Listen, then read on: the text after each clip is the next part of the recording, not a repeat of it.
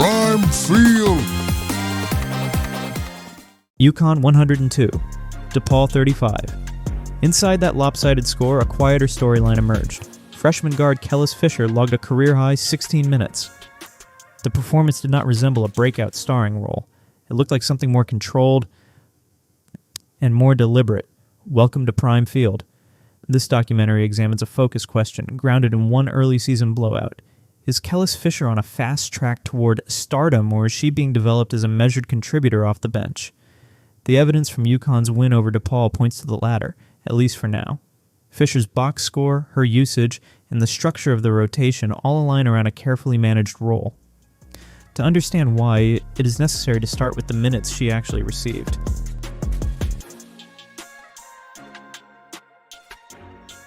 Fisher's 16 minutes against DePaul define her current position in Geno Auriemma's hierarchy. It is her high watermark since arriving in Storrs. It came in a game where the outcome was never in doubt.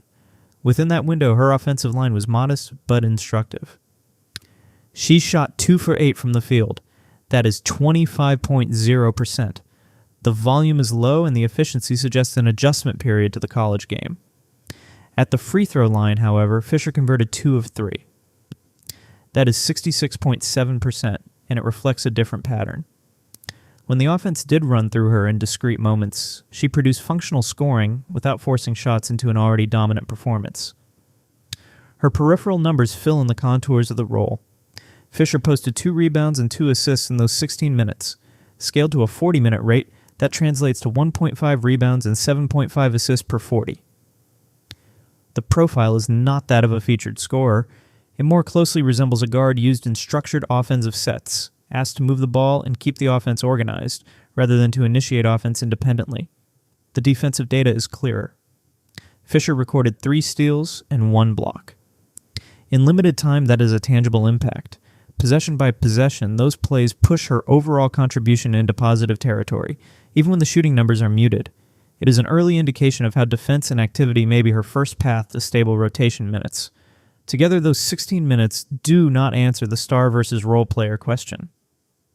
They do clarify that the staff is testing Fisher in controlled conditions, with specific responsibilities on both ends of the floor.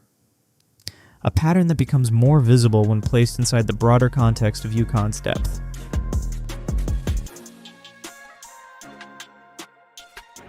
The context of the game matters. UConn's offense against DePaul was highly efficient. The Huskies shot 40 for 63 from the field. That is 63.5%. With that level of execution, the scoreboard widened quickly, and the rotation expanded. The starters combined for 54 points in only 91 total minutes. That equates to 35.8 points per 40 minutes. Within that group, forward Sarah Strong played just 17 minutes. It was her lowest minute total of the season. Yet she still scored 20 points on 7 for 9 shooting. The implication is straightforward. When the starting unit performs at that level, the coaching staff can reduce its minutes without losing control of the game. The bench responded with 48 points. Nearly half of UConn's total production came from non-starters. 12 players saw the floor. Blowout conditions allowed the rotation to stretch, giving players like Fisher extended opportunities that might not exist in closer contests. Fisher was one of 4 freshmen to appear. She shared the floor at times with Blanca Quinones, who scored 6 points in 16 minutes, and with Nika Mühl. In total, that freshman group produced 13 points across 41 minutes. The distribution is revealing. Depth is being developed, but not evenly. Roles are differentiated and minutes are allocated with clear boundaries. In that environment, Fisher's 16 minutes sit at the intersection of opportunity and caution. The staff is taking advantage of blowouts to evaluate freshmen, while still anchoring the rotation around experience. A contrast that becomes sharper when weighed against the expectations she carried into Storrs.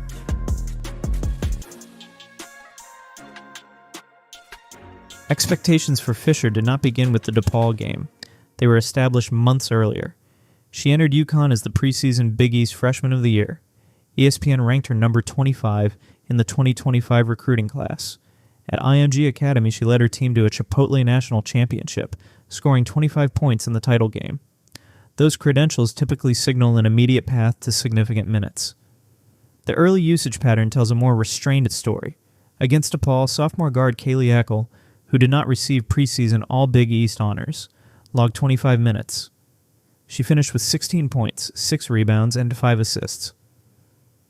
That is nearly 10 more minutes than Fisher in the same backcourt environment.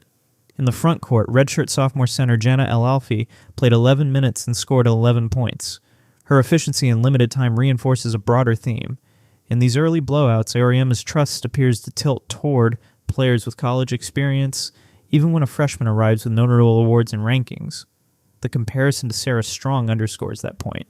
Strong, last season's Big East Freshman of the Year, recorded only 17 minutes in this game despite posting a game-high 20 points. It is the fewest minutes she has played in a UConn uniform. The precedent is clear. Even established, high-performing underclassmen operate within strict-minded controls when the game script opens space for the bench. Fisher's path runs through this same structure. Preseason recognition has set an expectation curve. Inside the program, however, rotation status is determined by production, experience, and game context, all of which are shaped by a crowded veteran backcourt.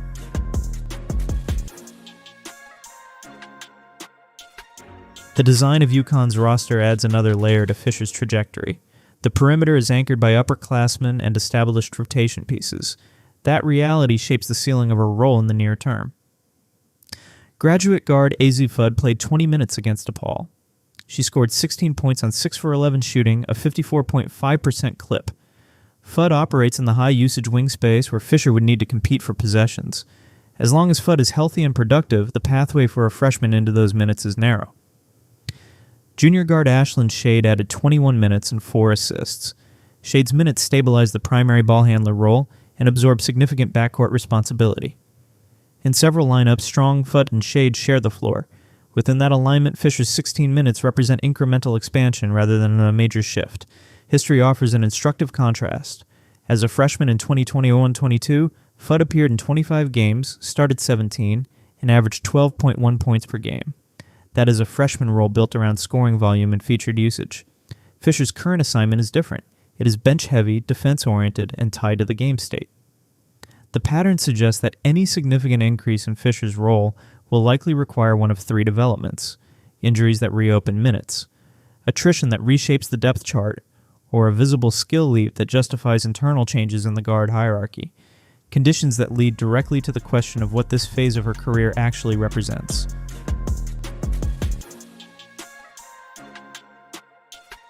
Taken together, the data from the DePaul game and the surrounding context point toward a specific conclusion. Kelis Fisher is being developed as a second-unit contributor. She is asked to impact the game through defense, ball movement, and selective scoring, particularly in stretches where the result is secure. Her 16 minutes do not project a rapid ascent into a starring role. They represent a calibrated step within a long-term plan. Bench units are being built. Depth is being tested.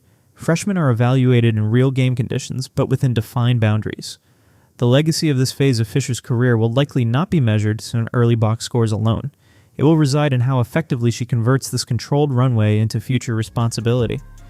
At this stage, the evidence shows a freshman guard firmly embedded in the rotation. Not yet a featured star, but an emerging piece in UConn's broader roster strategy, positioned for measured growth rather than immediate transformation.